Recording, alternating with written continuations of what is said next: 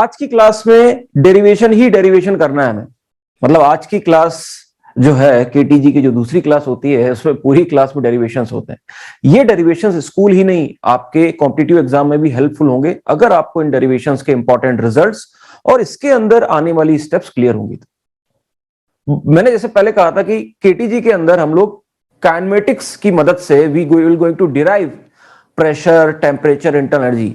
Although internal energy के question हम already पहले कर चुके हैं, प्रेशर के क्वेश्चन ऑलरेडी कर चुके हैं, टेम्परेचर को हम ऑलरेडी जानते हैं, लेकिन फिर भी इन सारे टर्म्स को डिराइव किया जाता है काइनेमेटिक थ्योरी की मदद से।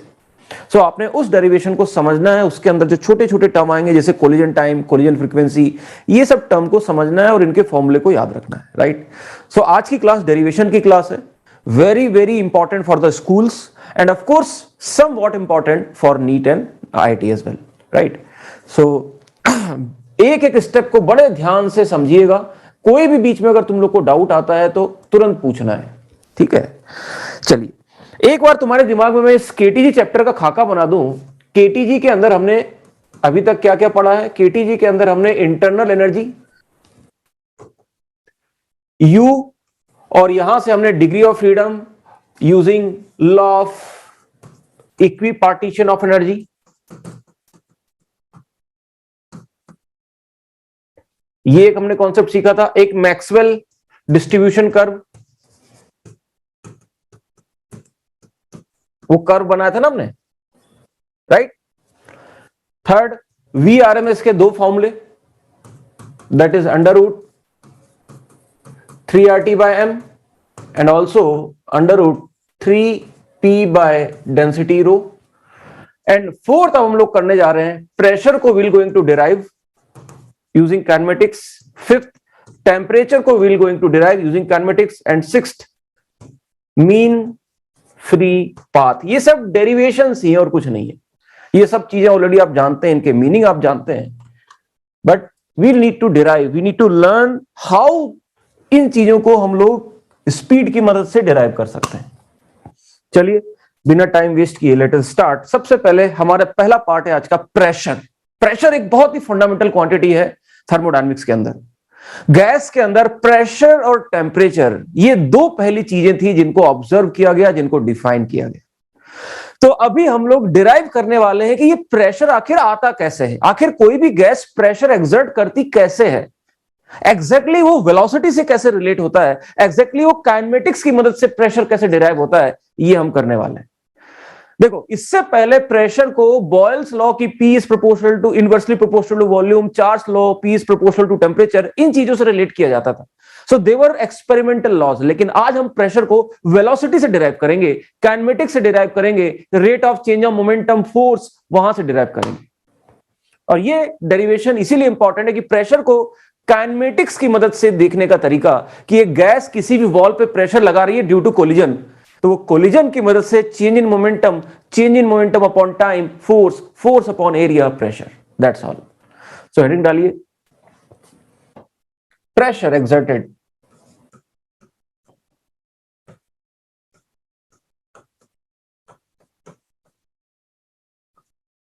Bye gas on the walls। इसको डिराइव करेंगे using kinetic theory of gases. Kinetic theory की मदद से प्रेशर का एक्सप्रेशन निकालेंगे और बोलेंगे देखो PV इक्वल टू nRT, बिल्कुल सही इक्वेशन है। तो ये मैंने बना दिया एक कंटेनर। कंटेनर आप किसी भी साइज का ले सकते हो, फर्क नहीं पड़ता, बट क्यूब ले लो तो बेटर है, जबरदस्ती दिमाग लगाने की जरूरत नहीं पड़ेगी। So let us, this is a cube, container is a cube जिसकी साइड लेंथ है L।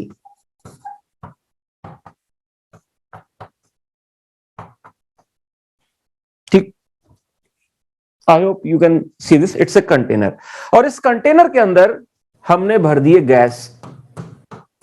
ऐसे गैस के बहुत सारे मॉलिक्यूल्स हैं और ये गैस के मॉलिक्यूल्स रैंडम डायरेक्शन में मूव कर रहे हैं। कोई ऐसे मूव कर रहा है, कोई ऐसे मूव कर रहा है, कोई ऐसे मूव कर रहा है, कोई उल्टा मूव कर रहा है, कोई ऐसे जा रहा है, कोई ऐसे जा रहा है, ऐसे जा रहा है, राइट।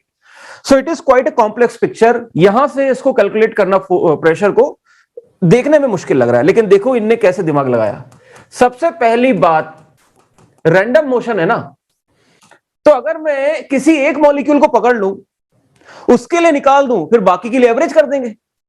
तो यहां पे इन सारे मॉलिक्यूल को नहीं देखना आपको, बस एक मॉलिक्यूल को देखना है। लेटस से ये मॉलिक्यूल, इस मॉलिक्यूल की एक एक्स कंपोनेंट होगी, लेटस से ये वीएक्स, एक वाई कंपोनेंट में वेलोसिटी होगी, लेटस से ये वी वाई, और एक जेड कंपोनेंट में वेलोसिटी होगी वी जेड। लेकिन जस्ट हमने अभी पढ़ा था जैसा एक्स वैसा वाई वैसा जेड है, राइट। तो हमको फिलहाल इन तीनों कंपोनेंट को भी देखने की जरूरत नहीं है, लेट अस सी ओनली एक्स कंपोनेंट। तो पहले हमने इतने सारे मॉलिक्यूल से एक मॉलिक्यूल बनाया, फिर इस एक मॉलिक्यूल की 3 स्पीड से एक ही स्पीड बना दी कि लेट अस अज्यूम अगर एक सिंगल मॉलिक्यूल वी से मूव कर रहा है तो ये कितना फोर्स लगाएगा इस दीवार पे बार बार टकरा के। अच्छा, एक चीज दिमाग में रखिए, all collisions are elastic of atoms, molecules are elastic. देखो ये प्लास्टिक इलास्टिक नेचर ना, ये तो बेसिकली मटेरियल की प्रॉपर्टी है। टूट फूट तो एक बॉडी में होती है, एक मॉलिक्यूल में क्या टूट फूट हो सकती है? मॉलिक्यूल थोड़ी टूट जाएगा। तो ये इलास्टिक प्लास्टिक नेचर मटेरियल के लिए डिफाइंड है, मॉलिक्यूल्स के नहीं। मॉलिक्यूल के कोलिजन तो इलास्टिक ही होते हैं। तो अब देखिए क्या है, ये जो मॉलिक्यूल छोटा सा पॉइंट जो मैंने बनाया, इसकी मैंने एक्स डायरेक्शन में वेलोसिटी वीएक्स मानी है, और ये लेटस से इसका मास है एम। ये एम क्या है? मास ऑफ गैस नहीं है, ये मास ऑफ सिंगल एटम, और सिंगल मॉलिक्यूल कहना चाहिए, या सिंगल एटम कह दो, एक ही बात है, एटम या मॉलिक्यूल।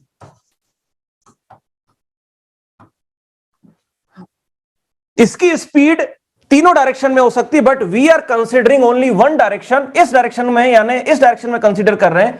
ये मॉलिक्यूल आगे बढ़ेगा, आगे बढ़ के टक टक टक टक टक टक कोलाइड करेगा इससे, और कोलाइड करके रिबाउंड करेगा, और इसकी स्पीड वीएक्स ही रहेगी, और फिर आएगा इधर टक टक टक टक, फिर कोलाइड करेगा। तो ऐसे करके ये मॉलिक्यूल बार बार बार बार इस वॉल से let me call this as face A B C D, speed change नहीं होगी, इस फेज से कोलाइड करेगा again and again and again and again, right. हाँ बोलो, क्या बोले सर? स्पीड चेंज नहीं होगी सर, वही इलास्टिक कोलिजन बोला ना मैंने। कौन सा कोलिजन बोला है? इलास्टिक सर, समझिए। इलास्टिक कोलिजन में स्पीड चेंज होगी या सेम रहेगी? सेम। ये बताओ, स्पीड तो तब चेंज होती है ना जब कोलिजन इलास्टिक ना हो। और हम अभी मैंने क्या आपको लिखवाया, सारे मॉलिक्यूल्स का कोलिजन दीवार के साथ इलास्टिक होता है जी। समझे क्यों? क्योंकि मॉलिक्यूल के अंदर तोड़फोड़ नहीं हो सकती ना यार। ये किताब टूट सकती है, फट सकती है, ये टकराओगे फेंकोगे टूट सकता है, फट सकता है, ये पेन टकराओगे टूट सकता है, फट सकता है, लेकिन एक सिंगल मॉलिक्यूल वो तो वही रहेगा ना। सो मॉलिक्यूल के कोलिजन कैसे मानने हैं? इलास्टिक। समझे? Yes sir. सर आप पाथ को कैसे फिक्स कर सकते हैं सर? हाँ बोलो, क्या पाथ को कैसे फिक्स रख सकते हैं आप? पाथ को कैसे फिक्स रख सकते हैं सर आप? पाथ को फिक्स कहां रखा है मैंने तो सिर्फ एक्स कंपोनेंट देखा है। जैसे प्रोजेक्टाइल मोशन में आप एक्स कोऑर्डिनेट को सेपरेटली डील करते थे कि नहीं, वाई से। हाँ सर। तो वैसे यहां पे इसका वाई डायरेक्शन और जेड डायरेक्शन को मैं इग्नोर कर रहा हूं, क्योंकि इस फेस पे जो फोर्स लगेगा वो सिर्फ एक्स से लगेगा ना। अगर मैं इस फेस की बात करूं तो इस फेस के ऊपर क्या वाई कंपोनेंट का फोर्स लगेगा या सिर्फ एक्स कंपोनेंट का फोर्स लगेगा? बताइए। देखिए क्या बोल रहा हूं मैं, समझने की कोशिश करो। ये जो पॉइंट, ये जो ऑब्जेक्ट है, अगर ये इस फेस से टकराएगा, अगर इसकी वेलोसिटी ऐसे हुई तो ये टकराएगा नहीं, ये तो सीधा चला जाएगा। अगर इसकी वेलोसिटी टेढ़ी भी हुई तो भी जब यहां पे आएगा ना ये, तो सिर्फ इस एक्स कंपोनेंट वाली वेलोसिटी से टकराएगा, वाई वाली कंपोनेंट वाली वेलोसिटी से कोई भी कोलिजन में इंपैक्ट नहीं पड़ेगा। समझे? ये मैं कह रहा हूं। Got it? ठीक है सर, ठीक है सर। बहुत फंडामेंटल क्वेश्चन है, बट ये अच्छा वो आपने पूछ लिए। बेसिकली सिमेट्री है ना, और ये इंडिपेंडेंट है x y z. So I am just focusing on single face. इस फेस पे प्रेशर निकाल लिया मैंने, बस बोल देंगे सब में वही होगा, राइट। और उसके पीछे बहुत बड़ा लॉजिक है, symmetry independent of x y z coordinate and so on. ये सारे लॉजिक पीछे से सपोर्ट कर रहे हैं। चलिए, तो इसके ऊपर लिखते हैं the molecule will exert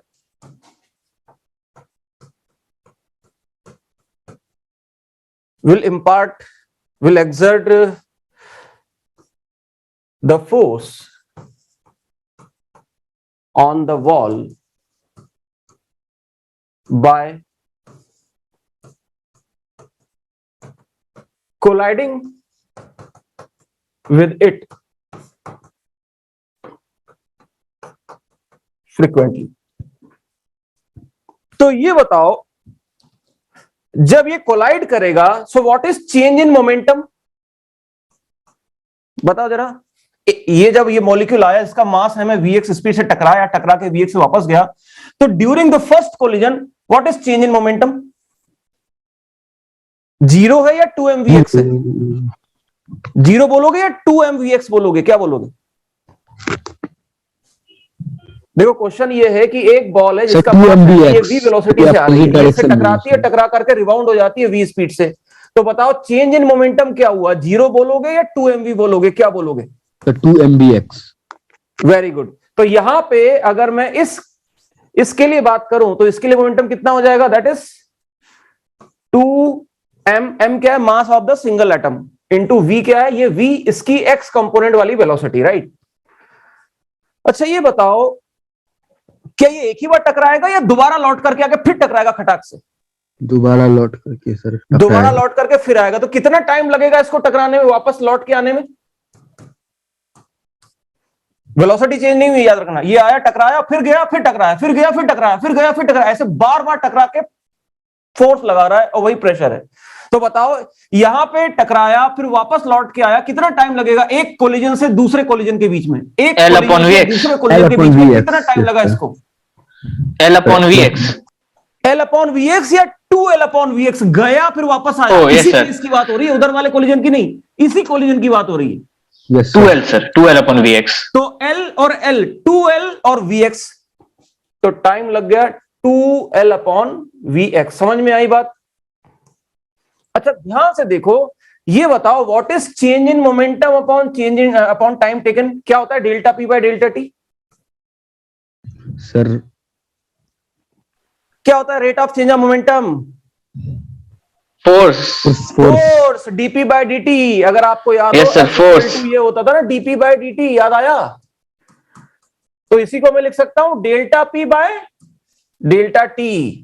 so this is the force. ये फोर्स किसका है? सारे मॉलिक्यूल का या सिंगल मॉलिक्यूल का है? सिंगल मॉलिक्यूल्स का। सिंगल मॉलिक्यूल का है। तो ये mvx1, जब आप इसको आगे लिखोगे तो ये देखो 2 से 2 कट गया, और ये क्या बन गया? देखना जरा, दिस इज, बताओ sir, mv square by l m vx square by upon l। Is it clear? तो यानी एक मॉलिक्यूल इतना फोर्स लगाएगा, लेकिन यहां पे एक मॉलिक्यूल है और there are many molecules which also have x component. Yes sir, many molecules. तो ये सबके सब भाड़ भाड़ भाड़ बिल्कुल टकरा रहे होंगे। तो अगर मैं सेकंड मॉलिक्यूल का फोर्स लिखूंगा तो वो क्या हो जाएगा, बता सकते हो? सेकंड मॉलिक्यूल का फोर्स सर mvx2। मास अलग होगा या मास सेम लिखोगे? Mass same sir. सिर्फ क्या अलग हो जाएगा? सर vx की जगह vx2 स्क्वायर बाय l अलग होगा, या l तो वही है, वही कंटेनर तो सेम है।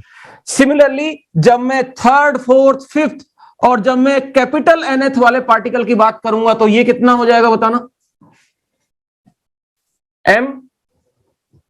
mvn square upon l।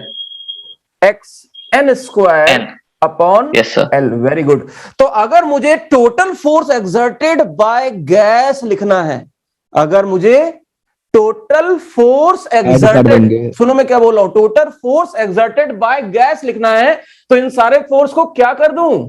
Add कर दूं। Very good. तो ऐड कर देते हैं इसको थोड़ा छोटा करके।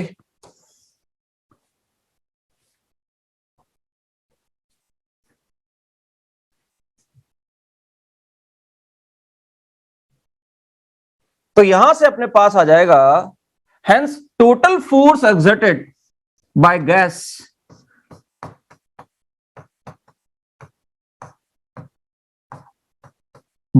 लिख रहा हूं। ऑफ कोर्स गैस लिखने का मतलब सारे मॉलिक्यूल हो गया। On the face of the wall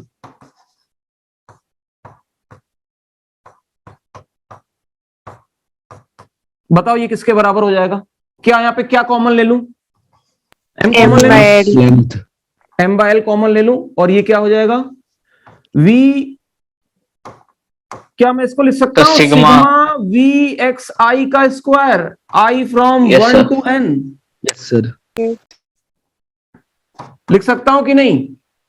yes sir, लिख सकता है। अच्छा, आपको याद हो मैंने लास्ट क्लास में आपको डिराइव करवाया था, जैसा एक्स वैसा वाई वैसा जेड, करवाया था कि नहीं? यस सर करवाया था v1 square equal to v x one square plus v y one square plus v z one square, याद है? फिर मैंने सिग्मा कर दिया था, सिग्मा कर दिया था, Sir. सिग्मा कर दिया था, सिग्मा कर Yes, दिया था sir. और कह दिया था ये दोनों आपस में इक्वल है। यस सर और इस चीज को आपने लिखा था वी आर एम एस का square will be equal to 3 times sigma v x का स्क्वायर बाय एन। याद आया? यस सर याद आया कि नहीं आया? यस सर मैंने कहा था एक्स वाई और जेड तीनों में energy equi, using law of equi partition energy, sigma v x square इस सेम है सिग्मा वी वाई स्क्वायर इस सेम है सिग्मा वी जेड स्क्वायर। तो तीनों का टोटल सम अगर वी आरएमएस के बराबर है तो we can directly write from here. मैं सीधा रिजल्ट लिख रहा हूं। तो क्या था बताओ रिजल्ट क्या था? क्या लिख सकता हूं इस टर्म को? मैं क्या लिख सकता हूं? सिग्मा वी एक्स स्क्वायर को क्या लिख सकता हूं? Sigma v x square by n average along x को क्या लिख सकता हूं? Total speed square by n n. नहीं, ये तो ऑलरेडी एन आ चुका है ना, बाय 3। याद आया? सर एन अरे 3 टाइम्स दिस इक्वल टू ये लिखा था ना हमने, नहीं समझ में आया? V R M S square. Yes sir नहीं आया तो मैं फिर से बताऊं, नहीं आया तो बोलो, नहीं तो दिक्कत आएगी आगे। I will yes sir explain again. आ गया हैं? सर आ गया समझ आ गया पक्का यस एवरीवन? सर कोई भी डाउट है तो पूछ लीजिए बेटा, क्योंकि ये बाद में तुमको कोई नहीं बताएगा, कोई किताब में कोई वीडियो में परेशान हो जाओगे। अगर है तो पूछो, नहीं तो मैं आगे बढ़ रहा हूं। चलिए, अगर आ गया तो very good. So this is equal to, यहां पे जब मैं पुट कर, क्योंकि देखो अल्टीमेटली टारगेट क्या है ना, देखो समझो टारगेट क्या है। ये जो ये आ रहा है ना वी एक्स वगैरह, इनको वी आरएमएस में रखना है। इस पूरी कहानी का हीरो वी आरएमएस है। We want to replace these velocities in terms of v RMS, that's all. तो ये जो एक्स कंपोनेंट आ रहा था इसको वी आरएमएस में लिखना था। So that is what we are doing. This is equation number 2. तो यहां पे जब आप लिख दोगे, so this become sigma vx square will be equal to capital N by 3 times v RMS का स्क्वायर, ये यहां पे डाल दीजिए। So this becomes m n by 3l into v RMS का square. This is equal to the force due to gas. Sir जो आपने पहले फॉर्मूला लिखा था उसमें तो इस फॉर्मूले में वी आर में इसका स्क्वायर बाय एन था। यस हाँ, सर नहीं बाय एन नहीं था। देखो By देखो देखो N देखो देखो, एक बार मैं इसके आगे एक और बता ही देता हूं।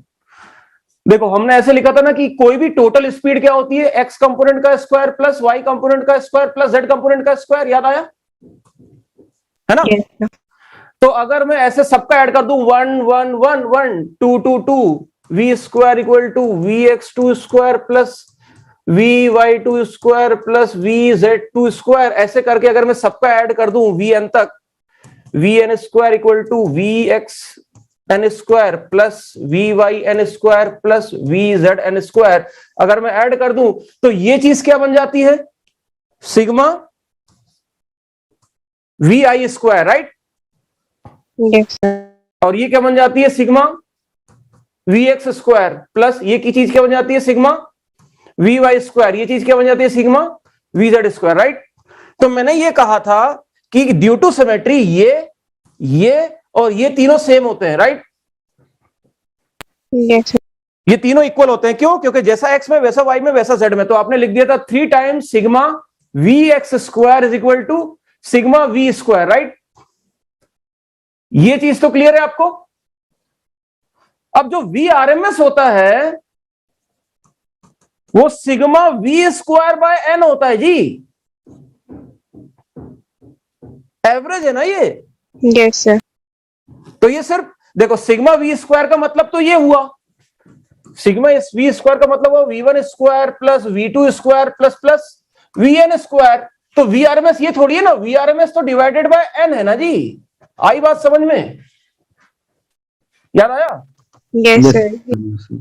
सो दिस इज VRMS का स्क्वायर, नहीं तो रूट लगा दूंगा तो ये रूट हो जाएगा अगर यहां पे ऐसे लगा दूं।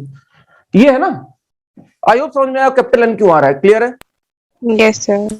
चलिए गुड, अब तो क्लियर हो गया वो सबको। मैं चाह ही रहा था कोई पूछे तो मैं फिर से एक्सप्लेन करूं, क्योंकि वो याद नहीं रहता इतनी सारी चीजें। तो अब यहां से मेरे पास फोर्स आ गया। ये बताओ गैस के लिए फोर्स डिफाइन करना बेटर है या प्रेशर? तुमने तो फोर्स का एक्सप्रेशन निकाला है, ये जो एक्सप्रेशन है तो फोर्स का है, but do you like force to for the gas और we define pressure for the gas? Area निकाल लेंगे। सो वी डिफाइन प्रेशर, और फोर्स से प्रेशर कैसे लिखते हैं जी? फोर्स कैसे अपॉन लिखते एरिया। हैं? फोर्स से pressure area area by area, by this area, by this area. ये बताओ लेंथ इनटू एरिया क्या हो जाएगा? वॉल्यूम। Yes. वॉल्यूम। तो आपको समझ में आया प्रेशर। तो और ये वाली चीज क्या हो जाएगी? ये चीज इसको क्या बोलोगे? P, pressure exerted by the gas. इस चीज को क्या बोलोगे? वॉल्यूम ऑफ द कंटेनर, और हेंस डिराइव्ड योर इक्वेशन। बताओ जरा क्या इक्वेशन बन गई, बताओ। Now hence we have derived, hence proved, hence derived what is pressure exerted by gas. जल्दी से बताओ जरा, रटने वाला फॉर्मूला क्या है, जल्दी बताइए। mn/3v। जल्दी बोलो। स्मॉल m n इंटू, ये स्मॉल m का मतलब समझते हो ना क्या है? Sir mass of particle. Mass of single particle. ये n का मतलब समझते हो ना क्या है? Sir number. Yes sir. Total number of molecules, right? Yes sir. Into VRMS square VRMS का स्क्वायर डिवाइडेड बाय 3v। 3। वो 3 क्यों आया ये भी अब समझते हो ना आप, क्योंकि वो x को VRMS के टर्म्स में लिखा था। Yes sir. Yes sir. Yes sir. Into नीचे क्या हो जाएगा? Volume. Volume of very good, ये एक एक टर्म को लिख लीजिए, इसका मीनिंग ये है। यहां पे भी आप छोड़ दोगे, स्कूल में तो काम चल जाएगा, लेकिन हमें IIT और मेडिकल के लिए थोड़ा सा इसके न्यूमेरिकल के पॉइंट ऑफ व्यू से थोड़ा इसको और आगे मॉडिफाई भी करना। तो लिख लो सारी चीजों का मतलब, where P is the pressure exerted by gas, pressure, ये V is the volume of container, this is RMS speed, this is total number of molecule, total number of molecule, this is mass of a single particle.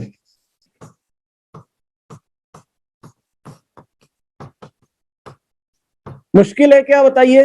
ये आसान है, easy है, दिख गया तुम्हें? दिख गया सर। जरूर है, बट अगर स्लोली स्लोली जाओगे तो ये जहर भी पी सकते हो तुम। याद रखना ये फॉर्मूला यूज हो जाएगा डायरेक्टली, इस फॉर्मूले पे बेस क्वेश्चन आ जाएंगे सीधे सीधे।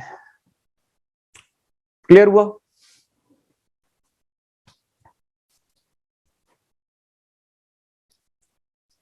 चलिए अब नोट लिखने का टाइम आ गया है। तो ये है बच्चों, प्रेशर को डिराइव कर लिया हमने। देखो इन जनरल डिराइव कर लिया सिंपल काइनेमेटिक्स की मदद से। यही है ना, F = ma लिख रहे हो, rate of change of momentum upon time को फोर्स लिख रहे हो, फोर्स अपॉन एरिया प्रेशर, ये काइनेमेटिक्स के फॉर्मूले हैं। लेकिन डिराइव तुमने कर दिया थर्मोडायनेमिक्स का फॉर्मूला। सो यही KTG है, kinetic theory of gases, right? चलिए तो अब नोट लिखते हैं। नोट, नोट या रिजल्ट कह दो इसको, एक ही बात है। जरा बताओ फिर से प्रेशर का फॉर्मूला क्या आया था, बताना एक बार, बताना फिर से। P = क्या आया? रिकॉल करो, कॉपी में मत देखना, इधर देख के, बोर्ड की तरफ देख के बोलो क्या है, क्या था सबसे पहले? mn Small m into VRMS and then? square upon 3v। Very good, capital M n into VRMS squared. VRMS square upon 3v 3v। अब एक चीज देखना जरा, ये जो चीज है ना, ये क्या है, ये इसको क्या बोले, total number of molecule upon volume. इसको कुछ बोला जा सकता है, क्या होता है ये? Sir molarity. यार आउट ऑफ सिलेबस मत बोलो यार तुम, ये केमिस्ट्री तुम्हें आती, इसका मतलब नहीं है कि फिजिक्स के टीचर को तुम पागल बनाओगे। मोलारिटी नहीं है बेटा जी, sir number of mole. Molarity होती है number of mole per unit volume, ये वो नहीं है, it's different thing. It's not mole, it's molecule, it's total number of molecule per unit volume. क्या बोलते हैं इसको? इसको बोला जाता है number density, number of molecules per unit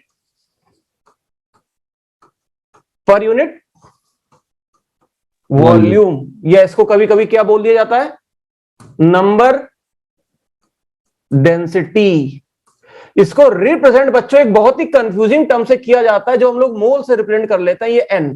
so be careful, जब प्रेशर का फॉर्मूला आया ना तो वहां पे ये एन मोल नहीं है, ये नंबर डेंसिटी है। समझ गए ना भाई? टोटल नंबर, एक कमरे में कितने मॉलिक्यूल हैं अपॉन टोटल वॉल्यूम। तो यहां से आपका ये जो प्रेशर का रिजल्ट बन जाता है, जो आप किसी भी किताब उठा करके देखोगे ना तो उसमें ये लिखा रहता है small m n VRMS square by 3। So ध्यान रहे ये नंबर डेंसिटी के टर्म्स में ये होता है। एन गिवन रहेगा इन जनरल। हाँ, जैसे इसकी यूनिट, जैसे कभी कभी यूनिट गिवन होगी आपको इस तरह से मिल जाएगा, दैट इज 10 की पावर 26 मॉलिक्यूल्स पर मीटर क्यूब। तो तुरंत समझ जाना इसने स्मॉल एन दे रखा है, ये पहचानना पड़ेगा तुम्हें लैंग्वेज से, ठीक? वैसे एन मोल भी, एन है ना उसका नाम मोल भी है, बट यहां पे इस फॉर्मूले में बी केयरफुल, कभी कभी नंबर डेंसिटी को स्मॉल एन कह देता है, ठीक है ना? क्योंकि हमारे लिए अल्फाबेट कम पड़ गए, 26 ही तो अल्फाबेट है। कैपिटल वाले यूज कर लिए 26 और 26 52 यूज कर लिए, अल्फा बीटा गामा भी यूज कर लिए, तब भी इन वेरिएबल इतने सारे हैं ना, क्या करें? सो बी केयरफुल। सेकंड देखो, ये बताओ small m into capital n करूंगा तो क्या मुझे टोटल मास मिल जाएगा ऑफ गैस इन कंटेनर? क्या मैं लिख सकता हूं? कैन आई से दिस और नॉट? ये गलत है, सही है? अरे एक का मास इंटू सारे मोल, ये n total number of molecule है ना, तो ये टोटल मास हो गया ना गैस का। Got it? तो कभी कभी आपको गैस का एम और एन देने के बजाय क्या बोल देगा वो, the total mass in a given container is 20 grams. तो तुरंत समझ जाएंगे आप एम और एन की वैल्यू कितनी है, 20 ग्राम से, इनका प्रोडक्ट की वैल्यू 20 ग्राम से। Make sense? क्लियर? और यही नहीं बच्चों, अगर ये टोटल मास है तो टोटल मास को मैं क्या, molecular weight capital m into mole लिख सकता हूं। यहां पे अब ये स्मॉल एन मोल है, yes sir. And this is molecular weight. देखो जरा, देखो capital small m capital n को मैंने कैपिटल एम स्मॉल एन लिख दिया, क्योंकि दोनों ही टोटल मास रिप्रेजेंट करते हैं। Does it make sense to you? है ना? तो यहां से अपना फिर से जो फॉर्मूला बन जाएगा, हेंस P इक्वल टू, बताओ क्या बन गया, small n capital m VRMS square by, बताओ जरा क्या होगा नीचे? 3v 3 सिर्फ 3 या 3v भी होगा यहाँ पे? 3v 3v को कम, हमने इस बार v को क्लब नहीं किया, ध्यान रहे। तो एक फॉर्मूला ये भी है। तो बेसिकली ये क्वेश्चन है अलग अलग, जहां पे आपने उसी फॉर्मूले को रीराइट कर रहे हो। क्लियर हुआ ये? और देखिए यहाँ पे मोल है सर, नंबर ऑफ मोल। हाँ, ये यहाँ पे ध्यान रहिए, अगर ये मॉलिक्यूलर वेट है तो नंबर ऑफ मोल है। पर वो 3v कैसे हुआ? वो तो अपॉन 3 होना चाहिए ना। अच्छा नहीं, ठीक है सॉरी सर। समझ में आ गया ना? यस। देखा, टीचर का दुखी चेहरा देख करके भी समझ में आ जाता है बच्चों को। जरूरी है शक्ल दिखना टीचर की। टीचर क्यों दुखी हो जाता है, फिर से पूरी कहानी बतानी पड़ेगी। Example number 3। सर आंख दिखाना बोलते हैं इसको। आंख दिखाना नहीं, दुखी होना। अब देखिए तीसरा, फिर से मैं इस चीज में इतना टाइम स्पेंड इसीलिए कर रहा हूं कि आपको फॉर्मूला रटवा दूं। फिर से बताना जरा, प्रेशर का फॉर्मूला क्या था? P इक्वल टू क्या था? सबसे पहले जो हमने डिराइव किया था वो उसको पकड़ के रखो। Small m, capital N. Mass into total number of molecule, right? V square RMS V upon 3V. RMS का स्क्वायर बाय 3V, राइट? अब देखो यहां से इसको फिर से इसके अंदर अपन कुछ करते हैं। V RMS की वैल्यू डाल दो। V RMS क्या होता है? Under root 3 RT by molecular weight होता है कि नहीं? Yes, sir. तो यहां पे जब इसको डाल देते हैं V RMS की वैल्यू, तो बताओ जरा P की वैल्यू क्या बन गई? P इज इक्वल टू क्या हुआ? M capital Sir, N 3mn RT upon 3VM. Into 3RT by ये कितना आ गया? 3 by VM. VM. V into molecular weight. सही लिखा मैंने? Yes, sir. अब देखो, अब कहानी में ट्विस्ट कैसे आता है। 3 यहां से V को इधर ले जाओ तो ये PV बन गया। सर ये 3 कैंसिल नहीं हो जाएगा? 3 कैंसिल हो जाएगा, क्यों नहीं होगा? तो V को उधर ले गया, PV इक्वल टू क्या हो गया? M capital N T sir by ये NRT हो गया। Capital M। यस, और तुरंत समझ जाना ये PV इक्वल टू क्या लिखा हुआ है? PV इक्वल टू क्या होता है? ये NRT। सो इस चीज को मैं क्या लिख सकता हूं? Small n RT। देखो एक जगह छोड़ करके बाकी सब जगह ये n का मतलब मोल ही होता है। So don't get confused. एक सर, जगह R छोड़ छोड़ करके दिया बाकी सब आपने। जगह इसका मतलब मोल ही सर ये होता है। R और V सर कहाँ R गया? नहीं है? सर, ये R तो कहाँ R लिख रहा हूं, R लिख रहा हूं। R है ना यहाँ पे, और V उधर चला गया है। ओ हाँ, और we know using ideal gas equation, ये तो हमने एक्सपेरिमेंटली निकाल रखा है। We know PV is equal to NRT होता है। तो तो हमने फिर P को NRT NRT कर लिख दिया। सकते अब हैं। यहां से कुछ निकालना चाह रहे हैं। देखो, तो निकालना क्या, प्रूव करना चाह रहे हैं कि देखो हमने PV इक्वल टू NRT भी प्रूव कर दिया। तो आपसे जब पूछा जाए कि prove the PV equal to NRT using kinematic theory of gases, so you will start from this term, right?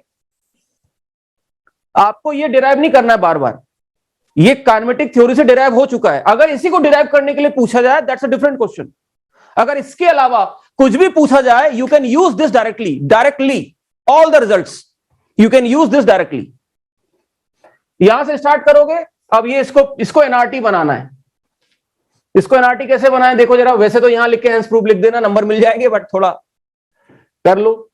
अगर आप ध्यान से देखोगे तो ये क्या हो जाएगा? टोटल मास हो जाएगा। ये दिखा आपको? Yes sir. टोटल मास, और टोटल मास हो तो गया सर NRT। हाँ, टोटल मास और अपॉन मॉलिक्यूलर वेट कितना हो जाएगा? N। Total mass upon molecular weight हो जाएगा N। तो NRT equal to PV, hence proved. तो बहुत सिंपल है, ये रिजल्ट याद रखना है। इससे VRMS डाल दिया तो PV इक्वल टू NRT भी प्रूफ हो गया। क्लियर? चौथी बात, लास्ट बात इसके ऊपर देखो।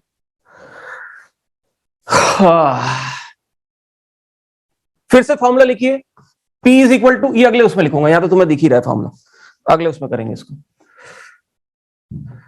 चौथा पॉइंट बताओ जरा, P की वैल्यू क्या है?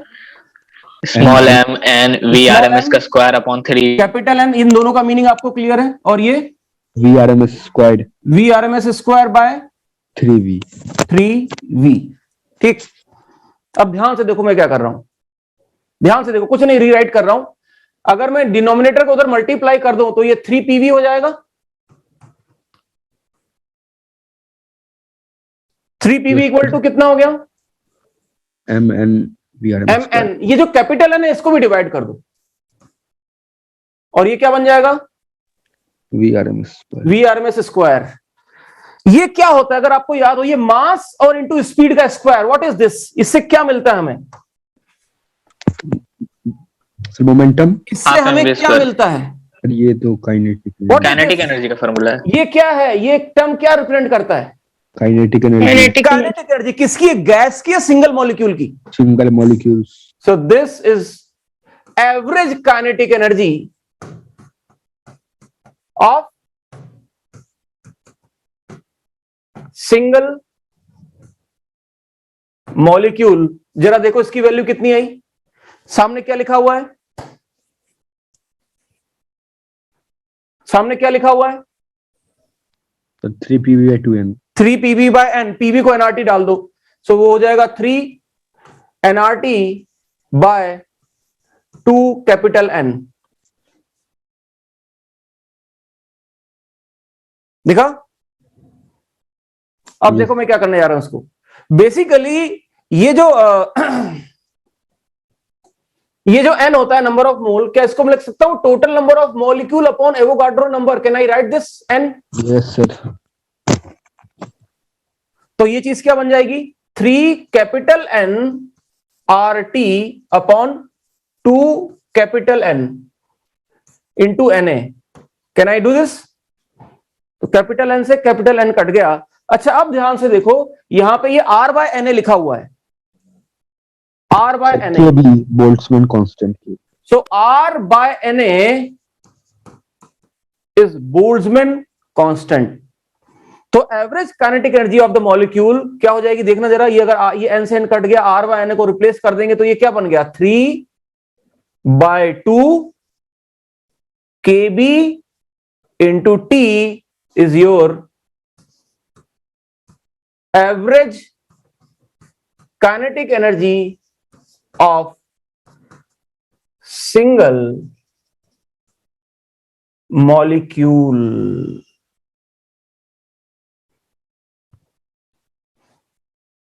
तो ये चौथा पॉइंट, बेसिकली ये 4 डेरिवेशन मैंने तुमको एक फॉर्मूले की मदद से करवाए रिलेट करके। वो एक फॉर्मूला अपने आप में डेरिवेशन, ये 4 उसके रिजल्ट्स हैं। रिजल्ट भी याद रखना है और इनका रिलेशन स्कूल में इन्हीं पे क्वेश्चन पूछे जाएंगे। और आईआईटी मेडिकल के अंदर ये फॉर्मूला पूछा जाएगा कि बताओ average kinetic energy of a nitrogen molecule eight STP बताओ। सर बोल्ट्जमैन कांस्टेंट का वैल्यू दिया रहता है या निकालना पड़ता है? बोल्ट्जमैन कांस्टेंट का वैल्यू याद भी रखो ना यार, सीधा R बाय NA ही तो है। Yes, sir. तुम्हारे लिए तो ये 25 बाय 3 इंटू 6 इंटू 10 की पावर 23 है। ये है ना बोल्ट्जमैन कांस्टेंट तुम्हारे लिए। Yes, sir. महत्वपूर्ण बात यहां से यह समझ में आई कि जो टेम्परेचर, जिसको आप टेम्परेचर बोलते हो, वो क्या है? What is temperature? What does temperature signify? Temperature क्या सिग्निफाई कर रहा है? देखो जरा, गैस की टेम्परेचर, मॉलिक्यूल की टेम्परेचर क्या सिग्निफाई कर रहा है? ये टेम्परेचर किसके बराबर आया है? ये Kinetic average energy. Kinetic energy. Average kinetic energy, यानी जिसको आप डिग्री ऑफ हॉटनेस और कोल्डनेस बोल रहे हो, वो एक्चुअली में काइनेटिक एनर्जी है। It is the measure of average kinetic energy. तो ये यहां पे टेम्परेचर का इंटरप्रिटेशन है। यहां से हम टेम्परेचर को इंटरप्रेट करेंगे कि जब आप किसी बॉडी का टेम्परेचर बोलते हो, आपको तो फील गर्म और ठंडे की है, लेकिन जब आप मॉलिक्यूलर लेवल पे जाते हो तो वो चीज गर्म ठंडा नहीं होती, वो तो काइनेटिक एनर्जी है भाई साहब। तो अगर कोई चीज गर्म लग रही है, वो इसलिए गर्म लग रही है क्योंकि उसके मॉलिक्यूल्स की काइनेटिक एनर्जी ज्यादा है और वो आपके हाथ में ज्यादा तेजी से कोलाइड कर रहा है, इसलिए आपको वो गर्म लग रहा है। That's all. डायमेंशन तो फेल हो जाएगी यहाँ पे। काय को डायमेंशन फील हो जाएगी? ये केबी है ना, डायमेंशन से मतलब नहीं है। देखो, kinetic energy is some constant times t. ये सारे सर कांस्टेंट्स हम है ना। जिसको गर्म और ठंडा बोलते हैं वो काइनेटिक एनर्जी है। यस, molecules वो का। काइनेटिक एनर्जी है, random kinetic energy, not translation और लीनियर काइनेटिक एनर्जी। वो रैंडम काइनेटिक एनर्जी का मेजरमेंट है। लिखिए इसको नोट, ये हमारे 4th पॉइंट का नोट है। 4th को ही एक्सटेंड करना है।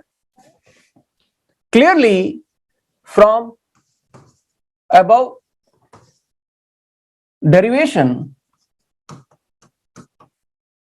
we can see that T 3/2 kb into T is the average kinetic energy of molecule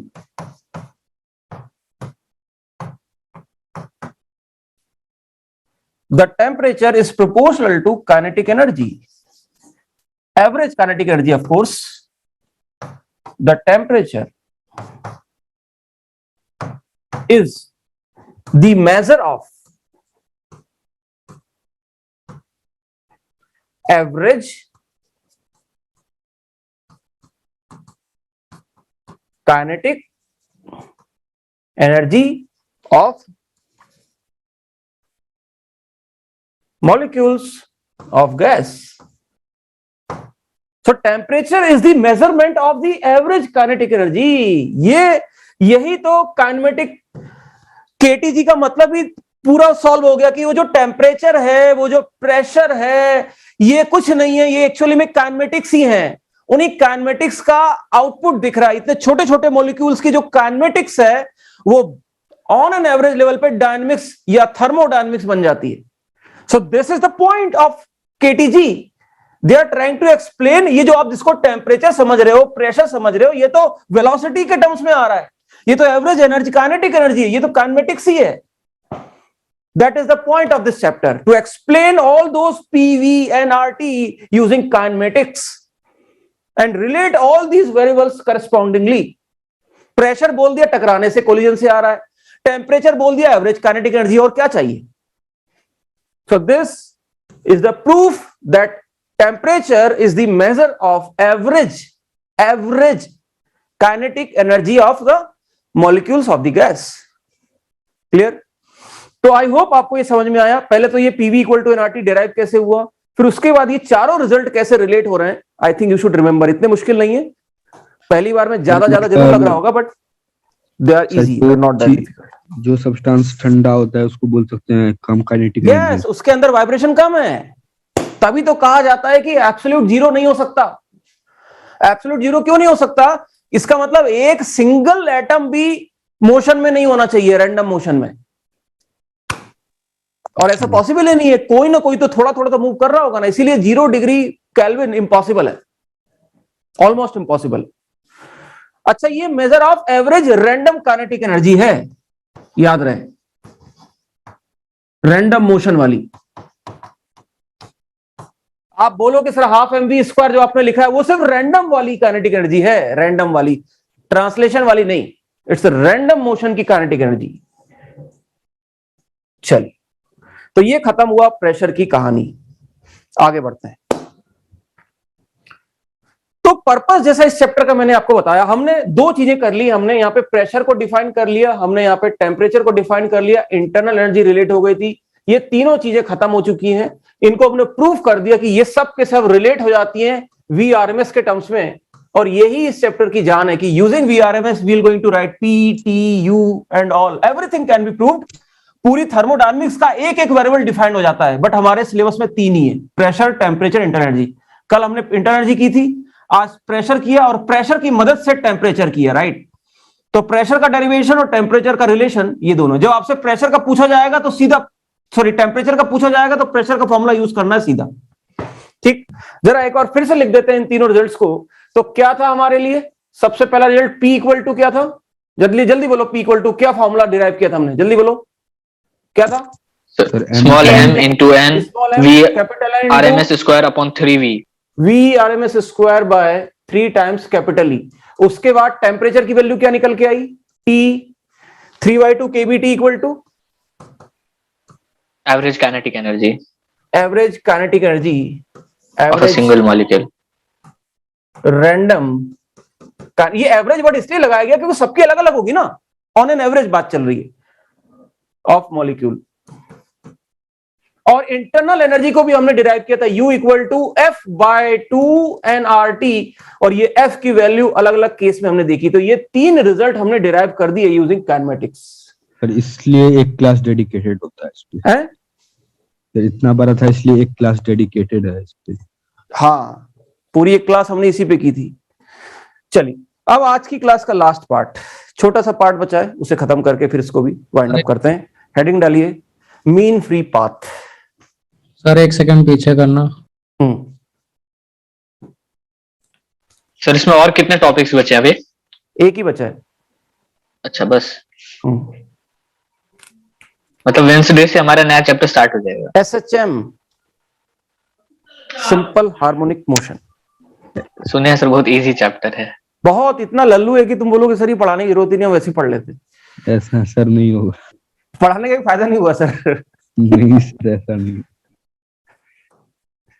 don't worry, अब तुम लोग को मैंने इतना इक्विप कर दिया कि अब सर रोटेशन निकाल दिए, फ्लूइड्स निकाल दिए, तो वो भी निकल ही जाएगा। हाँ, रोटेशन फ्लूइड निकालना ज्यादा मुश्किल था मेरे लिए, क्योंकि वो पहली उस टाइम तुम नए नए थे। अब तो तुम परिपक्व हो चुके हो, तो पिट पिट के तुम लोग सॉलिड हो चुके हो, अब कोई फर्क नहीं पड़ता है। बट डोंट वरी, घबराओ मत, इतना टेंशन नहीं लेना। एसएचएम इसलिए लोगों को टफ लगता है ना, कि पढ़ के जाते हैं, पूरा करके जाते हैं, लेकिन एग्जाम में कोई ऐसा क्वेश्चन आ जाता है जो नहीं होता, तो उनके दिमाग में भय बैठ जाता है, और हर साल एग्जाम में क्वेश्चन आता ही आता है, ठीक है ना। सो डोंट वरी, हमारा काम है किसी भी सब्जेक्ट को सबसे फंडामेंटल सीखना और उसको अप्लाई करना। कभी सीखे, कभी गलत होगा, कभी सही होगा, that is a part of the game. But इसका मतलब ये नहीं है कि तुम एक एग्जाम में नंबर कम आ गए तो पूरा वॉर ही हार गए। नो, बैटल में हार जीत होती रहती है, अल्टीमेट लड़ाई जीतनी है। तो वो कब जीत पाओगे? जब आपको फंडामेंटल्स पता होंगे। जब मैं आपको बोलूंगा कि एसएचएम क्या है यार, एक 1D मोशन ही तो है, सिंपल एक इक्वेशन है, बस एक स्पेशल 1D मोशन है। अब इस कॉन्सेप्ट से जब आगे बढ़ोगे तो आपको लगेगा कुछ नहीं, सिंगल मोशन है, velocity dv by dt x by dt है, एक्सेलरेशन dv by dt है, तो इतना डिफिकल्ट नहीं लगेगा, राइट। तो पकड़ना है उसको स्टार्टिंग से, डोंट वरी, वो हो जाएगा। अभी अपन लोग करेंगे सबसे पहले mean free path. Mean free path देखो बच्चों, बेसिकली क्या है, जब आपने यहां पे मॉलिक्यूल बनाए थे ऐसे, मान लो ये पूरा एक खूब सारी गैस यहां पे भरी हुई है, और इसके मॉलिक्यूल अलग अलग डायरेक्शन में मूव कर रहे हैं, ठीक। तो अगर मैं किसी भी मॉलिक्यूल की बात करूं, किसी इंस्टेंट में मॉलिक्यूल की बात करूं, तो आपने ये मान लिया था कि सर ये तो एक ही लाइन में चलेगा, बट आपको लगता नहीं है ड्यूरिंग इट्स मोशन ये दूसरे मॉलिक्यूल से टकरा भी सकता है। देखो जरा, ये सीधा जा रहा था, लेकिन बीच में अगर कोई दूसरा मॉलिक्यूल हो गया तो आपको लगता नहीं इससे टकरा जाएगा, है ना। फिर ये इधर गया तो इससे टकरा जाएगा, फिर यहां से टकरा करके ये इधर गया तो इससे टकरा जाएगा, इससे टकरा के इधर आया, तो ऐसे करके ये कोलिजन भी तो होते रहेंगे। तो हर एक कोलिजन के बीच में ये जो फ्री पाथ चलता है λ1, उसको λ1 λ2 कहते हैं।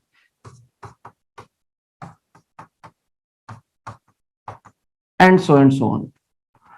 सो द मोशन जो है इतना सिंपल नहीं है। जो मोशन है मॉलिक्यूल का, वो एक लाइन में आपने बना जरूर दिया था, बट जब वो जा रहा होगा तो बीच में कई सारे मॉलिक्यूल उससे टकराए होंगे, राइट। तो हर एक मॉलिक्यूल से टकराने के बाद, भाई बहुत सारे मॉलिक्यूल है, ये सीधा जा रहा है, तो बीच में कोई तीसरा मॉलिक्यूल आकर के से टकरा सकता है, तो ये पाथ चेंज कर सकता है। तो हर एक कोलिजन में ये अपना पाथ डेविएट कर लेगा, राइट। ये यहां से चला, ये पहला कोलिजन, फिर दूसरा कोलिजन, फिर हाँ, तो हर एक कोलिजन में ये अपनी डायरेक्शन चेंज कर देगा। सो λ1 λ2 क्या है? ये है पाथ ट्रेवल्ड फ्री पाथ। देखो क्या लिखा, mean free path, mean of free path, यानी दो कोलिजन के बीच में, इसके बीच में, इन दोनों के बीच में, इन दोनों के बीच में तो फ्रीली चल रहा है ना। तो on an average the free path और travelled free path traveled between two consecutive collisions on an average is called as mean free path. So mean free path lambda is defined as λ1 plus λ2 plus lambda and जितने भी collision हुए होंगे divided by n. It is defined as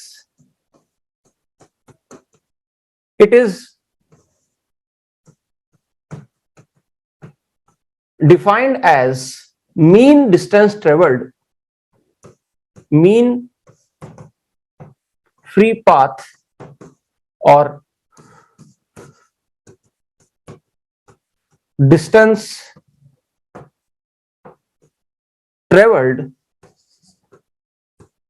between two consecutive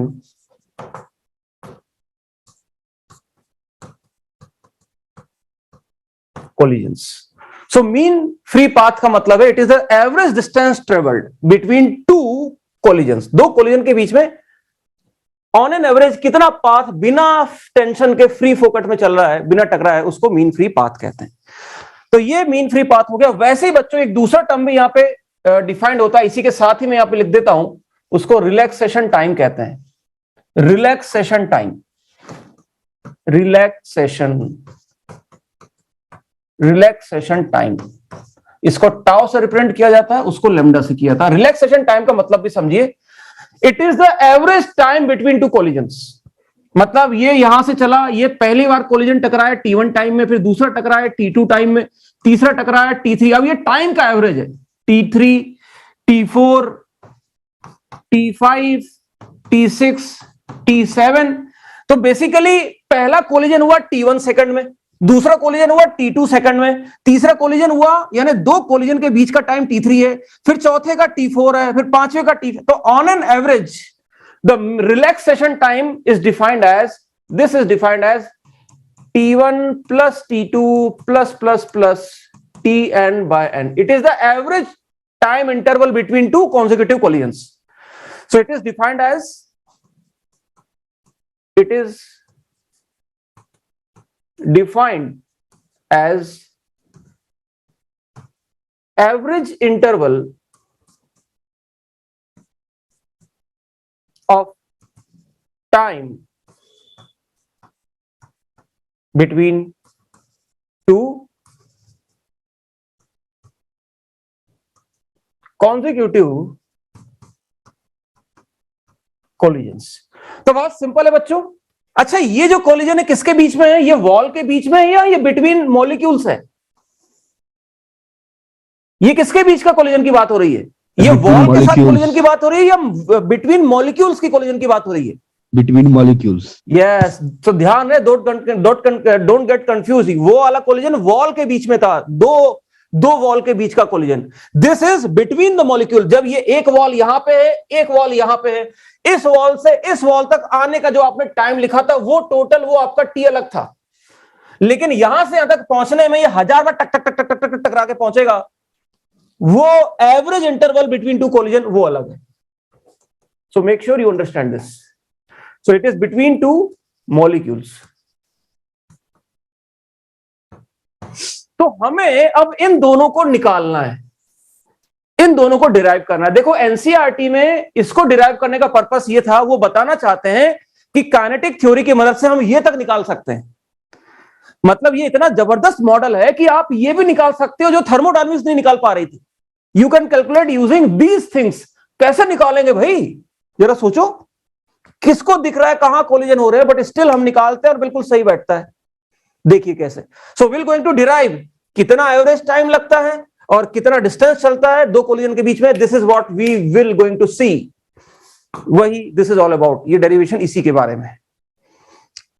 so basically क्या है, assume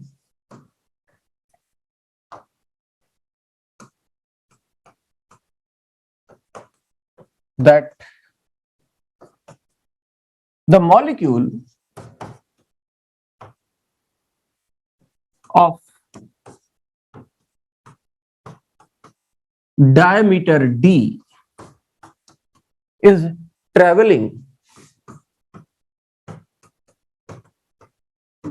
in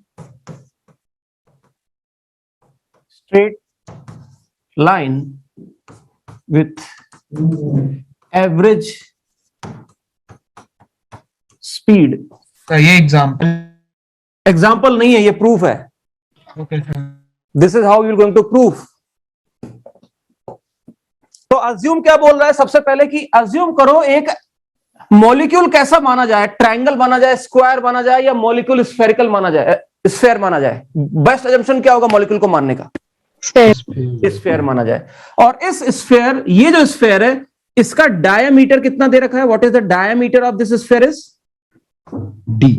D दे रखा है। अच्छा ये बताओ, ये जो मॉलिक्यूल्स है, आपने स्फेयर तो मान लिए, ये किस स्पीड से मूव कर रहे होंगे? सबकी स्पीड अलग अलग होगी, राइट? तो हमें एक मॉलिक्यूल का निकालना है या ऑन एन एवरेज टाइम निकालना है? एवरेज। तो एवरेज अगर निकालना है तो इस मॉलिक्यूल की स्पीड को मैं एवरेज स्पीड मान सकता हूं, वी एवरेज। अगर आपको याद हो, वी एवरेज का फॉर्मूला भी हमें पता। What is v average? V mean पता है किसी को? वी एवरेज का formula under root under 8 RT by 8 RT by 5m। याद आया? तो हमें मॉलिक्यूल्स की एवरेज स्पीड तो पता है या नहीं? अब हम उसी एवरेज मॉलिक्यूल को पकड़ लेंगे। ये मॉलिक्यूल अपनी वी एवरेज से चल रहा है और टक टक टक टक टक टक टक टक टक टक टक ऐसे आगे चल रहा है।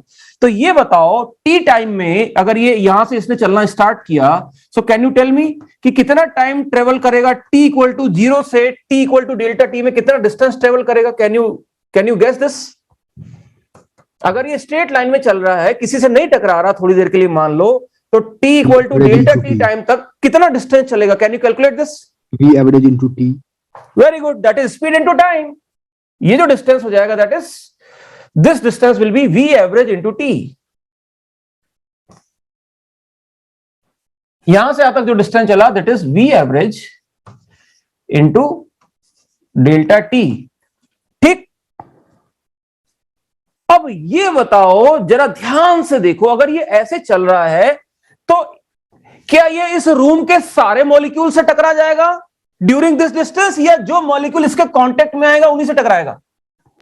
कांटेक्ट में आएगा उन्हीं से टकराएगा।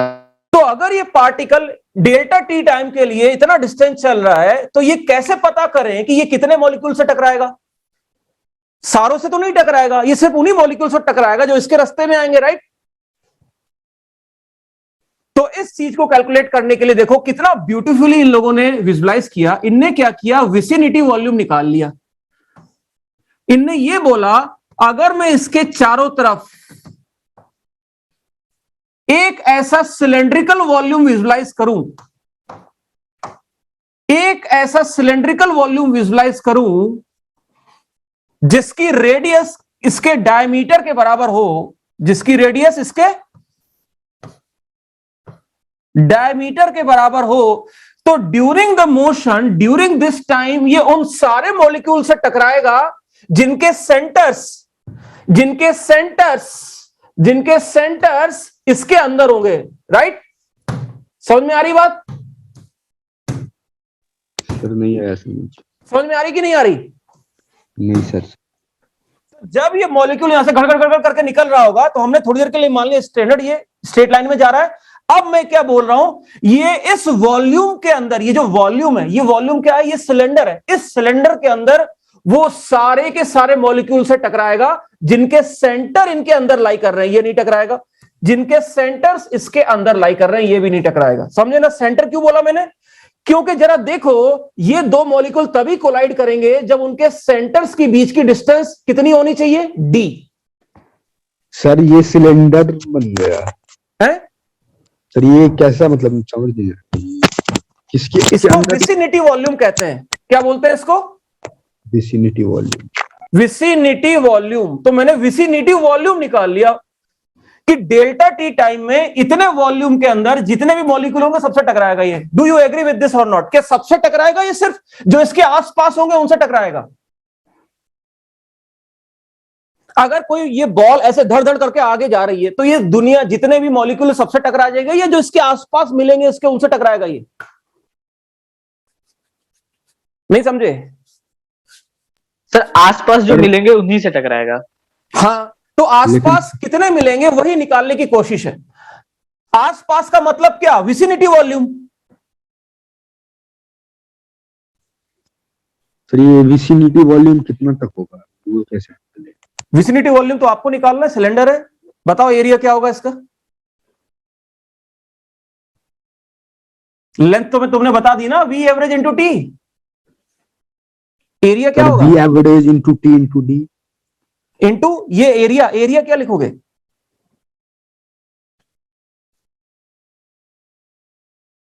नहीं समझे? देखो कॉम्प्लेक्स चीज है, आसान नहीं है। टेक योर टाइम, कोई हरी नहीं है। सोचो मैंने क्या कहा है।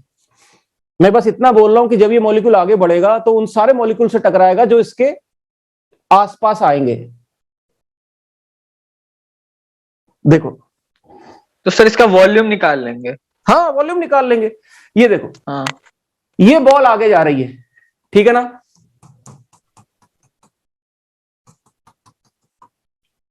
बताओ ये बॉल कितने मॉलिक्यूल से टकराएगी? ये उन सारे मॉलिक्यूल से टकराएगी ना जो इसके वॉल्यूम में यहां पे ऐसे ऐसे पड़े होंगे, कि नहीं? समझे? Yes sir. क्या इससे भी टकराएगी क्या, इधर जो पड़े हैं? No sir. तो हमें सिर्फ वो काउंट करने हैं जो कि इसके विसिनिटी वॉल्यूम के जिनके सेंटर अंदर आ रहे हैं। समझे? Yes sir. तो जब इस बॉल ने यहां से यहां तक डिस्टेंस ट्रेवल किया तो बस मुझे यही तो काउंट करना है कि इसके विसिनिटी वॉल्यूम में कितने मॉलिक्यूल है, दैट्स ऑल। क्लियर? चलिए मैं आपको इसकी लैंग्वेज भी शेयर Yes, sir. करूंगा। तो बताओ व्हाट इज विसिनिटी वॉल्यूम, कितना वॉल्यूम ये ट्रेवल करेगा, बताओ। ये pi r square diameter, h. ये कितना एरिया, ये एरिया कितना है, दिस एरिया, इसकी Sir, रेडियस pi d मैंने क्या square दी है, upon h. तो कितना हो जाएगा, D. Vicinity volume will be equal to area कितना होता है पाई, रेडियस क्या लिखोगे इसकी, Sir, d by 2. D. D by two नहीं, अरे डी लिखना ना यार, ये दोनों कोलाइड D, कर D, जाएगा, D. दोनों के सेंटर के बीच की Yes, डिस्टेंस sir. डी है, Yes, sir, समझ Yes, गया sir. sir, जी. तो वो डी लिखेंगे, डी और डी, तो pi D square into volume into distance कितना ट्रेवल किया डेल्टा टी टाइम में, तो क्या लिखोगे, V average into delta T. So this is the vicinity volume, let me say this is equation number 1। ये अगर समझ में आ गया तो आगे कुछ भी नहीं है, बस यही था सबसे क्रिटिकल पार्ट, विसिनिटी वॉल्यूम को आइडेंटिफाई करना। अब आगे कुछ भी आ नहीं गया है, सर। यही है सबसे क्रिटिकल। क्लियर हुआ सबको? Yes, sir, आ गया sir. तो मैं ये कहना चाह रहा हूं, मेरा इंटेंशन ये बोलने का कि ड्यूरिंग डेल्टा टी टाइम वो इन सब मॉलिक्यूल से टकरा जाएगा, ड्यूरिंग डेल्टा टी टाइम वो इन सारे मॉलिक्यूल से टकराएगा जो कि इसके अंदर होंगे, समझे, इस वॉल्यूम के अंदर होंगे। Got you, got this point? Clear है? इस सब का डायमीटर एक ही होगा। अरे अलग क्यों होगा यार, मॉलिक्यूल आइडेंटिकल नहीं होते, atomic Dalton theory, all atoms are same. Yes sir. एक गैस के मॉलिक्यूल अलग थोड़ी होते हैं, हम तो एक गैस के लिए पढ़ रहे हैं ना अभी, मिक्सचर ऑफ गैस के लिए बाद में इंजनल लगा देंगे, अभी तो सिंगल गैस के लिए पढ़ रहे हैं ना। चलिए, सो नेक्स्ट पॉइंट ये है, तो ये बताओ total number of collisions if number density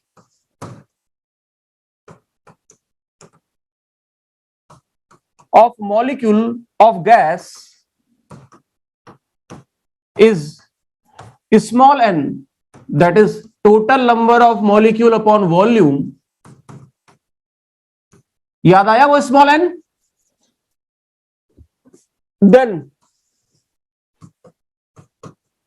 total number of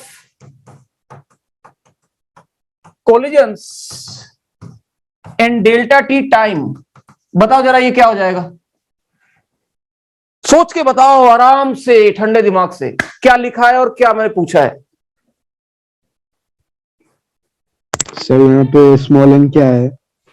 अरे नंबर डेंसिटी, अच्छा, समझ टोटल गया नंबर ऑफ मॉलिक्यूल, अरे डेंसिटी चाहिए ना, तभी तो वॉल्यूम से मल्टीप्लाई करोगे, that is total number of molecules per unit volume, समझे। अरे पर यूनिट वॉल्यूम में कितने मॉलिक्यूल हैं, जैसे फॉर एग्जांपल मैं ऐसे दे सकता हूं कि पर यूनिट वॉल्यूम में 10 की पावर यस सर, आप समझ 18 में आ गया सर। पर मीटर क्यूब, समझे, small n equal to. Sir Vivek sir, हाँ वो संजय सर पूछ रहे हैं कब तक हमारी क्लास चलेगी, तो आप बोल दो कि अभी 7 बजे तक चलेगी या 7:30 तक, तभी वो स्टार्ट करेंगे उसके बाद। सर 7 बोल दो। 7 बजे तक।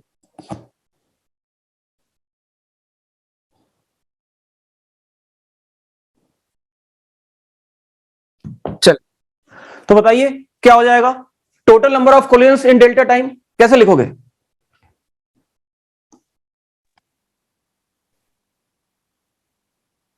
फिर से देखो, ये बताओ इसने डेल्टा टी टाइम में कितना वॉल्यूम कवर किया, कितना वॉल्यूम है टोटल, ये sir pi D square v average delta T.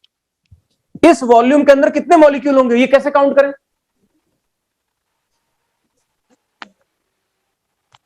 भाई इतने वॉल्यूम के अंदर कितने मॉलिक्यूल होंगे, ये कैसे काउंट करें। सर ये कैसे काउंट करें? इनटू डेंसिटी, मास। अरे 1 मीटर में 10 मॉलिक्यूल हैं, तो 1 मीटर क्यूब में 10 मॉलिक्यूल हैं, तो 20 मीटर क्यूब में कितने मॉलिक्यूल होंगे,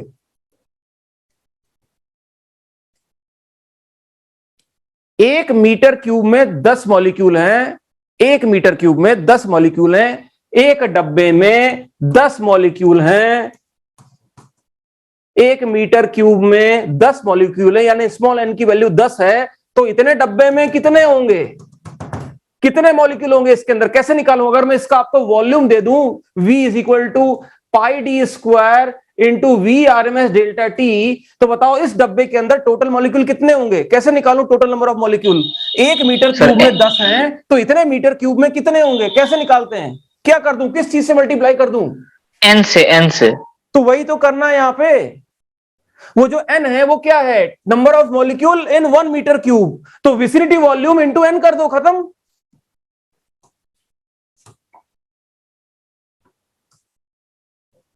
तो यहां पे ये चीज हो जाएगी आपकी, this will be equal to vicinity n into pi D square into we mean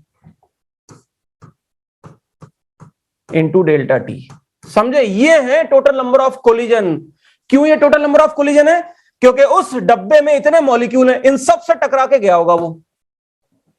so that is density into volume कर दिया मैंने, डेंसिटी नंबर इंटू वॉल्यूम।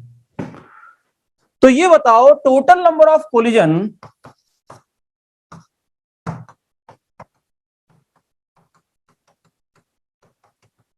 इन 1 सेकेंड, बता जरा ये क्या होगा,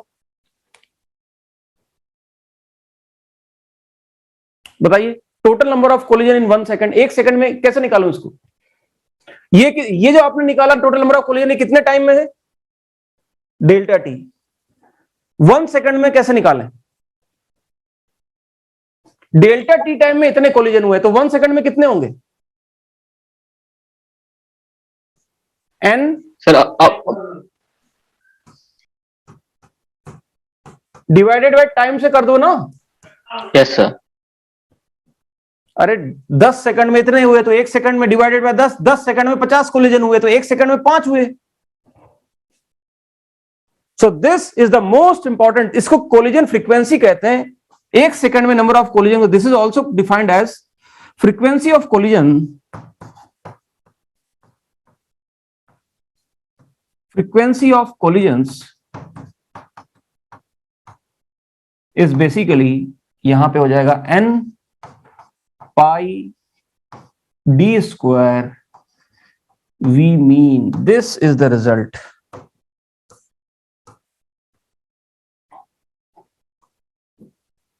इसका मतलब है नंबर ऑफ कोलिजन्स,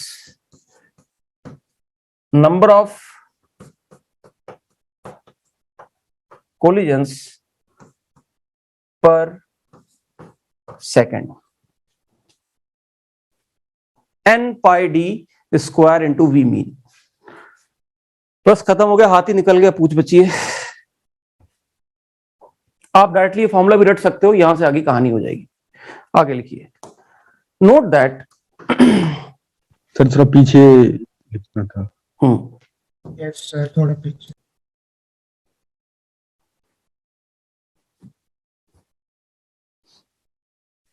देखो आपके कॉम्पिटिटिव एग्जाम में ये रिजल्ट काम के हैं इसके, स्कूल में इसका प्रूफ है जो मैं अभी तक किया हूं ना। ये आपसे पूछा जाएगा स्कूल में कि what is a mean free path. आपसे पूछा जाएगा कॉम्पिटिटिव एग्जाम में कि mean free path depends on, और 4 ऑप्शन दे देंगे। तो ये फर्क है, लेकिन दोनों में मीन फ्री पाथ की अंडरस्टैंडिंग इंपॉर्टेंट है। स्कूल वाला सोचे कि मैं फॉर्मूले से काम चला लूं आधे अधूरे, कंप्लीट नॉलेज जब तक नहीं होगा तब तक आप दोनों जगह अच्छा नहीं कर सकते। क्वेश्चन क्या आएगा स्कूल में, what is mean free path, इसकी डेफिनेशन लिखो and derive its relation. Competitive exam में आएगा the mean free path of a particle depends upon v R M s, v mean, temperature, inversely proportional temperature, right. तो इस तरह के question आपके exam में आ सकते हैं, पूरी अंडरस्टैंडिंग जरूरी है। चलिए, तो last point, note that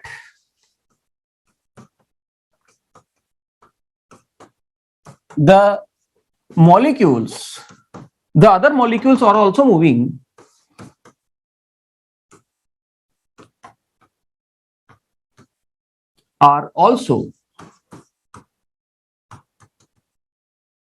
thus we must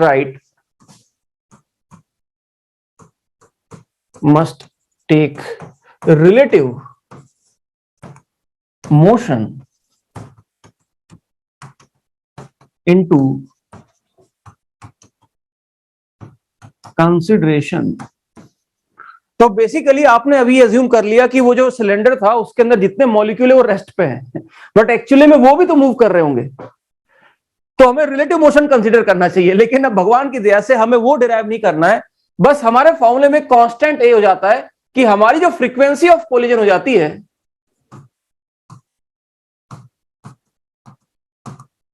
यानी एक सेकंड में कितने कोलिजन हो रहे हैं उस मॉलिक्यूल के, वो क्या क्या था फॉर्मूला, जरा बताना, एक बार रिकॉल करो क्या था। बोलो बोलो बोलो, बोलोगे तो याद हो जाएगा, नहीं बोलोगे तो कभी याद नहीं होगा। बोलो क्या है? Sir n pi d square v RMS v mean, d square into we mean, right. बस इस चीज के साथ एक चीज और मल्टीप्लाई कर दो और वो है √2। ये √2 क्यों मल्टीप्लाई किया गया जबरदस्ती? क्योंकि हमें √2 वो स्टैटिस्टिकल मेथड लगाने के बाद आता है, तो आपको वो ये हमें लाना नहीं है। ये एनसीईआरटी में भी बस एक लाइन लिख करके उन्होंने इस फॉर्मूले के आगे √2 लगा दिए। क्लियर? तो हमारे लिए जो फ्रीक्वेंसी ऑफ कोलिजन का फॉर्मूला हो जाता है वो हो जाएगा √2 pi N D square into V RMS, sir v mean, sorry V mean.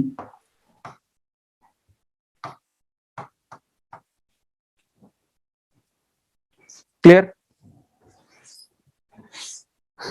आई होप क्लियर है। अब देखो, Yes, अब इस चीज की मदद से अब हम लोग लिखने वाले हैं टाउ, और इसी चीज की मदद से हम लोग लिखने वाले हैं लेमडा। मीन फ्री पाथ और रिलैक्सेशन टाइम इसी से आ जाएगा। देखो जरा ध्यान से देखो, इतना सब कुछ स्कूल टाइम और फ्रीक्वेंसी में क्या रिलेशन होता है? टाइम और फ्रीक्वेंसी में क्या, ये टाइम है और फ्रीक्वेंसी है। ये Sir, 1 है upon T. Total number of collision in 1 second, और ये है टाइम बिटवीन टू कोलिजन, एक कोलिजन का टाइम। कैसे लिखूं इन दोनों को, कैसे रिलेट करूं?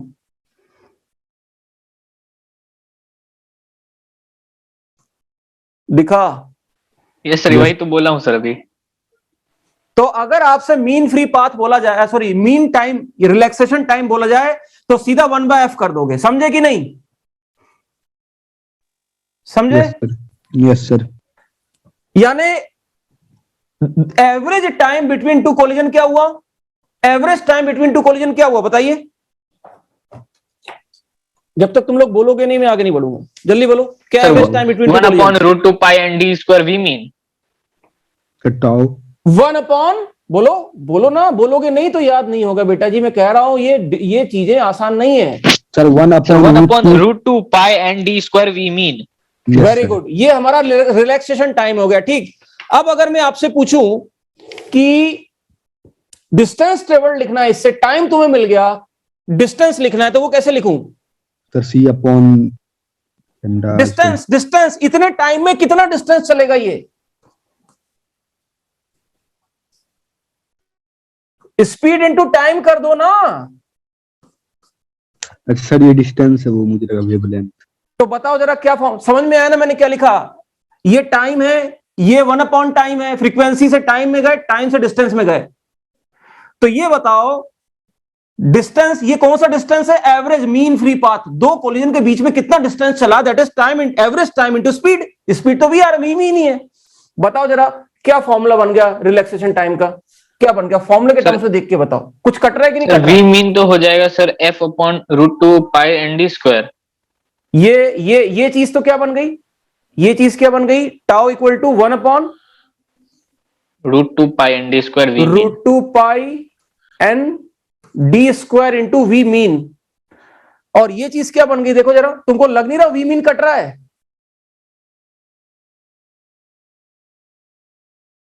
यस देखो जरा, अरे वी मीन नीचे भी है, वी मीन ऊपर भी है, इसको लिखो ना, यहां जगह नहीं तो मैं भी लिख देता, रुको।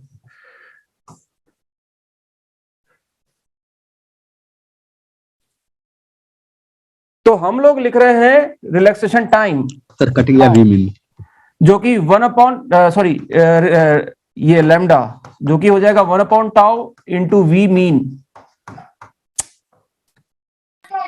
क्वेश्चन में तो स्पेसिफाई होगा ना कि सर टाउ मतलब रिलैक्सेशन टाइम निकालना है, क्योंकि टाउ तो टॉर्क का भी सिंबल है।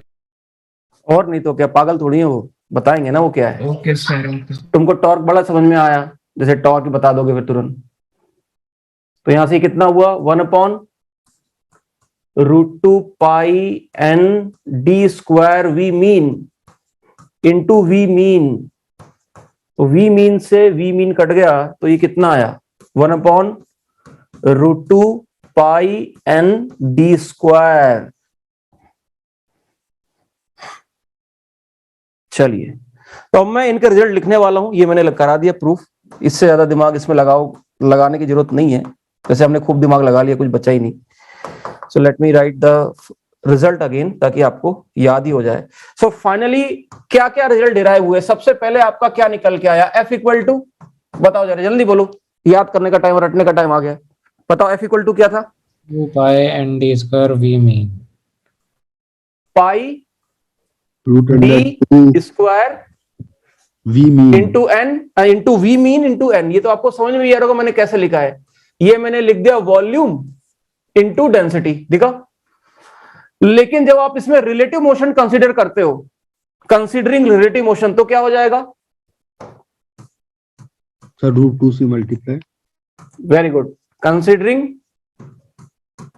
रिलेटिव मोशन, तो एक्चुअल फॉर्मूला एफ का क्या हो जाएगा, दैट इज √2, बोलो बोलो बोलो, बोलते जाओ तभी याद होगा, √2 pi N D pi N D square into we mean. V mean, ये पहला फॉर्मूला, सिंपल। ठीक, अब आगे चलते हैं। दूसरी चीज बताओ जरा, रिलैक्सेशन टाइम क्या निकल के आया था, रिलैक्सेशन टाइम टाउ क्या निकल के आया, ये क्या होता है, ये 1/f होता है, राइट। तो क्या निकल के आया रिलैक्सेशन टाइम का फॉर्मूला, दैट इज, यानी अगर इसको याद रख लें तो बाकी तो निकल गया ना। क्या हो जाएगा, 1/√2 pi N D square V mean, √2 pi N D square into we mean. ये बताओ, अगर मैं टेम्परेचर बढ़ाऊंगा, याद रहे वी मीन का फॉर्मूला क्या था, डोंट फॉरगेट, वी मीन क्या था, root under 8 RT by pi m. अगर मैं टेम्परेचर बढ़ाता हूं तो वी मीन बढ़ता है कि नहीं,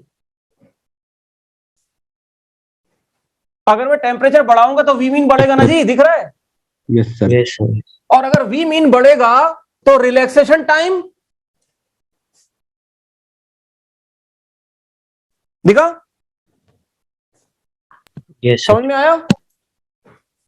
अगर टेम्परेचर बढ़ाते हो तो कोलिजन फ्रीक्वेंसी, कोलिजन दो पॉइंट के बीच के कोलिजन का टाइम बढ़ेगा या घटेगा, दिख रहा है आपको, डिनोमिनेटर बढ़ गया ना, can you see this. Yes sir. तो आपसे एग्जाम में पूछा जाता है, जेईई मेंस में क्वेश्चन आया था कि if the temperature of a gas is increased then the relaxation time increases, decreases, remains constant, cannot be determined from this data। तो क्या बोलोगे, तो यहां से आपको समझ में आना चाहिए कि relaxation time is inversely proportional to, एक तो यहां पे ये एन इंपॉर्टेंट है और ये VRMS और वी मीन, समझे। दूसरी बात, अब चलते हैं उस पे, लेमडा पे। बताओ लेमडा का फॉर्मूला क्या था, जल्दी बताओ, लेमडा का फॉर्मूला, बेसिक फॉर्मूला, रटने वाला फॉर्मूला क्या था, v mean into tau, that is relaxation time into v mean था कि नहीं। Yes sir. Speed into time. बताओ जरा, फिर फाइनल रिजल्ट भी याद रखना है, क्या हो जाएगा ये फाइनल रिजल्ट, क्या था, लेमडा इक्वल टू 1/√2 आगे n पाई डी स्क्वायर। ये बताओ, क्या टेम्परेचर का इफेक्ट मीन फ्री पाथ में भी पड़ेगा या इंडिपेंडेंट ऑफ टेम्परेचर है, इंडिपेंडेंट ऑफ टेम्परेचर। यही तो क्वेश्चन था कि जब टेम्परेचर बढ़ाते हैं तो रिलैक्सेशन टाइम कम हो जाएगा, रिलैक्सेशन टाइम बढ़ जाएगा, मीन फ्री पाथ कम हो जाएगा, मीन फ्री पाथ बढ़ जाएगा। तो you can clearly see, mean free path को टेम्परेचर से कोई लेना देना नहीं है, independent of temperature of the gas. आप कितना ही टेम्परेचर कर दो, स्पीड बढ़ जाएगी लेकिन टाइम कम हो जाएगा, स्पीड इंटू टाइम कांस्टेंट रहेगा। इसको सिर्फ डेंसिटी से फर्क है, अगर आप वॉल्यूम बढ़ा दोगे तो डेंसिटी कम हो जाएगी, तब पाथ बढ़ेगा। ये वॉल्यूम पर डिपेंड करता है मीन फ्री पाथ, ये टेम्परेचर पर डिपेंड नहीं करता। Very very important to note. आई बात समझ में? तो ये है हमारा मीन फ्री पाथ का कॉन्सेप्ट और इसका डेरिवेशन। बच्चों इसके ऊपर बहुत ज्यादा भयानक क्वेश्चन नहीं आते क्योंकि इसका डेरिवेशन इतना भयानक है। आपसे एक्सपेक्टेड ये है कि ये जो रिजल्ट मैंने 3 लिखे हैं, फ्रीक्वेंसी, रिलैक्सेशन टाइम और मीन फ्री पाथ, इनको एज इट इज रिजल्ट को ध्यान रखना है। इसके अंदर टी वाला वी मीन का टर्म तो मैंने समझा दिया, ये एन वाले टर्म पे भी ध्यान रखना है। ये एन क्या था याद रखो, ये एन